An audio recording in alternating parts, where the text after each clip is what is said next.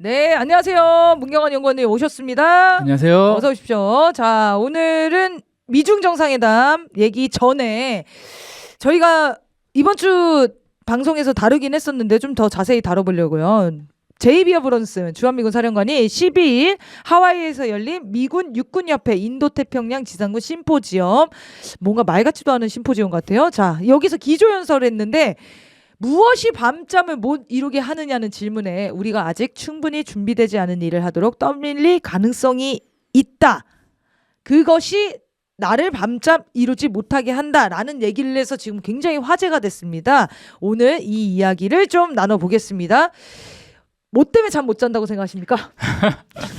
이게 우리가 전문성의 축적을 요하는 일을 일정을 정해 추진하려 할 가능성이 나를 잠 못 들게 한다라고 했어요. 그래서 일정 얘기가 나오니까 이거 전작권 환수구나라고 이제 많은 사람들이 얘기를 했습니다. 맞습니다. 그렇게 거의 다 분석됐어요. 네. 근데 어쨌든 이게 저도 궁금해가지고 이거 영상을 한번 보려고 그랬더니 영상이 이게 없어요? 공개가 안 되더라고요. 그러니까 영상 링크가 있어가지고 들어갔더니 뭐 차단이 되고 막 그러더라고요. 그래서 어허? 이게 군사 이거 뭔가 실수했다는 건데 저희가 주로 방송 차단 많이 당해봐서 그럽니까? 아는데 뭘 삭제해야 될 때 차단합니다. 네. 그런 내용이 아닌가? 뭐 발언 전문도 공개가 안 되고 그래서 이게 군사 관련된 거라서 일부러 차단을 하는 건가 싶기도 하고 아무튼 그래서 제가 이 어떤 상황에서 이 질문과 답변을 했는지를 정확하게 볼 수가 없으니까 그냥 추정만 할 수밖에 없는 거잖아요. 그래서 최근에 이제 제이비 어브런스님 그 전작권 환수 관련해서 이재명 정부는 임기 중에 환수하려고 하는데 이 사람은 또 막 왠지 하기 싫어가지고 계속 시간 끌고 뭐 이런 분위기가 좀 있었단 말이에요. 그래서 그래서 전작권 환수 하기 싫다는 말을 또 저렇게 하는구나. 라고 이제 생각할 수 있어요. 그것도 뭐 일리 있는데 어떻게 또 생각해보면 주한미군 사령관이 전작권 환수하기 싫어가지고 잠을 못 잔다라는 것도 좀 이상하잖아요. 이상하죠. 네, 뭐 그런 걸 가지고 참 좀 어이가 없고 그래서 혹시 다른 건 아닐까라고 좀 생각을 해봤는데 지금 일정이 정해져 있는 게 또 뭐가 있냐면 2027년에 대만 전쟁이 일어날 거라고 지금 미국이 예언을 해놓은 상태잖아요. 일정이 정해져 있군요. 네, 그래서 시시각각 다가오고 있네요. 네, 내년에 대만 전쟁이 일어난다고 이렇게 지금 예언서에 적혀 있기 때문에 내년까지는 일어나야 되는 거예요 지금. 네. 그래서 전쟁 대비를 해야 되는데 지금 그게 좀 부족한 거 아니냐? 전문성의 축적이 지금 안 돼 있는 건 아닌가? 지금 제이비 어브런슨이 최근에 그런 얘기 많이 했잖아요. 뭐 킬 웨빈이 무슨 다영역 무슨 뭐 어쩌고저쩌고 뭐 이런 이상한 것들을 많이 제안을 해서 이것도 해야 되고 저것도 해야 되고 해야 된다. 온갖 계획들을 막 쏟아내고 네. 있거든요.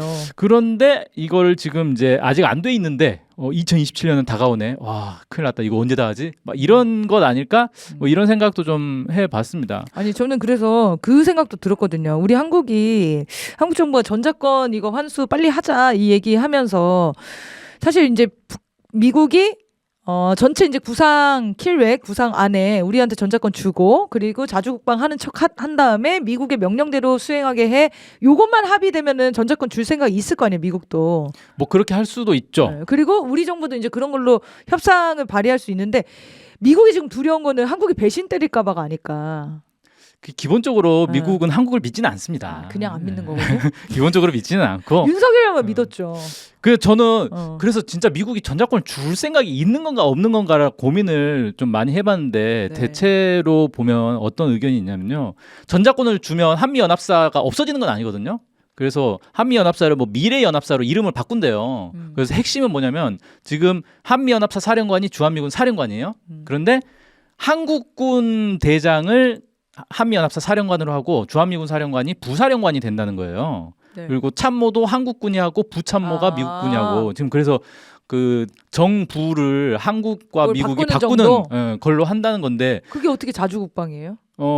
어쨌든 우리가 대장이 되니까 우리가 연합사 사령관이니까 근데 전작권을 가져온다는 얘기구나. 네, 그렇죠. 근데 생각을 해보면 그러면 미군이 한국군의 지휘를 받아야 되는 거잖아요. 네. 한국군 대장이 야 주한미군 너네 저기 가서 싸워 저기 가서 싸워 뭐 이렇게 명령하면 그 지시에 따라야 된다는 건데 미국이 과연 이게 받아들이겠느냐는 거예요. 미군이 전 세계 어디서 다른 나라 지휘관의 지휘를 받는 미군이 있냐. 이건 없다. 그래서 전작권은 말로는 준다 하지만 실제로 안 줄 것이다. 절대 주지 않을 것이다. 이렇게 좀 생각이 되고요. 근데 이제 문제는 미국이 이 동아시아에서 뭐 이런저런 전쟁을 대리전으로. 그러니까 네. 자기들이 직접 하면 피해가 있으니까 대리전으로 하고 싶을 텐데 전작권을 안 주면 대리전이 안 되잖아요.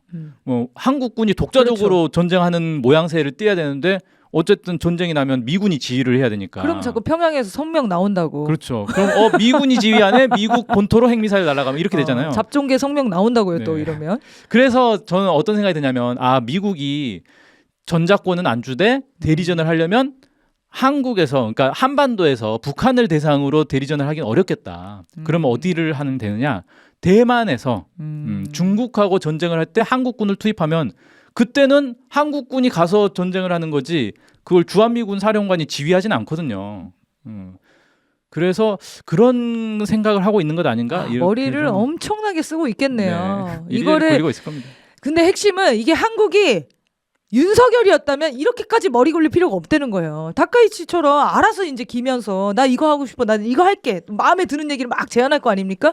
그런데 지금 우리 정부가 잘 버티고 있다. 국민들이 잘 싸워주고 있다. 이렇게 좀 봐야 될 것 같고요. 이번 연설에서 저희가 다루지 않았던 내용들도 굉장히 많아요. 뭐 기조연설이니까 엄청 오래 얘기했겠죠. 여기서 좀 주목할 지점들이 있는지 한번 짚어보겠습니다. 네, 아까 그거는 사실 그 질의응답 과정에서 나온 얘기인 거고 이것도 기조연설 내용도 아니었군요. 네. 예. 실제 기재연설에서 핵심은 저도 전문을 보진 못했는데 이렇게 그 미국의 사이트들에서 공개한 내용들을 보니까 핵심은 크게 두 가지인 것 같아요. 하나는 지금 이제 어쨌든 주한미군 사령관이니까 동아시아의 평화 유지가 자기들이 이제 목적이다라고 얘기하는데 이 인도태평양 지역 억지력의 핵심 요소가 뭐냐 세 가지로 꼽았어요. 산업적 지속력, 지역적 지원, 동맹국 통합 이렇게 세 가지를 꼽았는데 이 중에서도 산업적 지속력이 핵심이다 이렇게 얘기를 했습니다. 이게 이제 무슨 얘기냐면은 지금 미국이 사실 제조업이 많이 약화됐잖아요. 오히려 한국의 제조업 기술이 더 이제 그 우월하다 이런 얘기도 있는데 이게 전쟁을 하려고 보니까 전쟁하려면 무기도 계속 생산해야 되고 포탄도 만들어야 되고 막 이렇게 해야 하는데 미국은 이게 이제 안 된다는 거예요. 딱 보니까 우크라이나 전쟁도 그렇고 이란 전쟁도 그렇고 미사일과 포탄과 뭐 이런 것들이 엄청나게 필요한데 미국이 이걸 도저히 이제 생산력이 따라가지를 못한다. 미국은 뭐 미사일을 1년에 뭐 10발 생산하고 뭐 이런 수준이란 말이에요. 이걸로 이제 택도 없다는 거죠. 그러다 보니까 야 이거 한국이 좀 해야 하는 거 아니냐. 라고 해가지고 요새사슬 뭐 포트리스 체인이라고 이상한 용어를 또 만들어가지고 그걸 얘기를 했어요. 그래서 이게 뭐지 하고 찾아보니까 이런 용어 자체는 없더라고요. 아마 이번에 처음 브런슨 사령관이 제안을 한 것 같아요. 그러니까 그 원래는 이제 글로벌 밸류 체인이라 해가지고 전 세계 국제 분업 생산 체계를 이제 얘기하는 게 있는데 그걸 이제 밸류 체인을 약간 패러디해서 요새 포트리스 체인 뭐 이런 식으로 해서 야 전쟁 분야에서도 이런 국제 분업이 가능하지 않을까? 그렇게 해서 자 우리가 필요한 무기를 한국이 생산해라 뭐 이런 걸 지금 하고 싶은 거예요. 이게 진짜 그 브런슨은 군사사령관이 아니라 정치사령관 같아요, 정말. 네, 뭐 이런 걸 고민을 많이 하나 보요. 그러니까요. 이러니까 잠을 못 자지. 네. 그 다음에 또 하나는 뭐냐면 지금 이 우크라이나 전쟁에서 우리가 교훈을 하나 얻은 게 있다. 뭐냐면은 미국처럼 고가의 초고가의 고급 최신 무기 이런 게 지금 필요한 게 아니고 현대전은 그 값싼 드론 이게 네네. 최고라는 거예요. 그래서 저렴한 무기를 대량 생산하는 게 가장 중요하다. 그래서 이거를 근데 미국이 못하지 않냐. 그래서 한국이 이걸 좀 해줘야 된다. 그래서 최근에 미국 군함이 한국 조선소에서 수리를 한 일이 있었거든요. 이런 걸 보면서 야 한국 기술력 좋더라. 이제 앞으로 미국 무기는 다 한국에서 수리하고 전쟁 나도 동아시아에서 전쟁 나면 언제 미국까지 가서 수리 받아 다시 오고 그러냐. 한국에서 다 할 수 있게 한국을 우리의 변기창으로 만들자라는 게 지금 이제 브런슨의 주장인 것 같습니다. 네. 잠 못 자냐는 얘기를 사실 이거 몇십 년째 듣는 얘기 아닙니까? 종종 나오잖아요, 미국에서. 잠 못 자. 가끔씩 나오죠. 막 네. 그 군화 신고 자는 사람도 있었고 누구였더라? 국방부 장관 네. 있었어요. 굉장히 불안에 떠는 사람들이 많았거든요. 근데 오늘도 좀 이 사건이 터진 거예요. 이런 질문을 하고 대답을 한 이유 뭐라고 생각하십니까? 이게 그러니까 서방에서는 약간 요즘 자네 뭐 관심사 뭐는가?